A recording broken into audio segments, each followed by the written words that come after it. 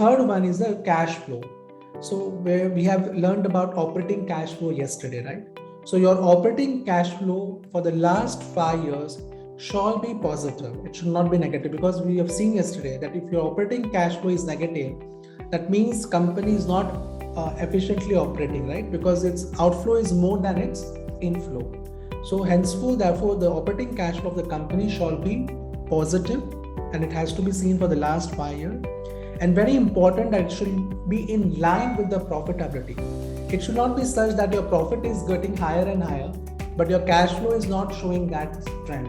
Okay, your cash flow is not growing, but your profit is growing. That means there is some fishiness in the accounts of the company, right? Because company is showing might be a fake profits by showing a higher profit, but the cash flow that he is not receiving from selling its product. So if he has a lower growth in the cash flow from operations, but the profitability growth is getting higher and higher every year, that means there is a mismatch between these two, should not be there. Okay, and there is some window dressing that the company has been doing.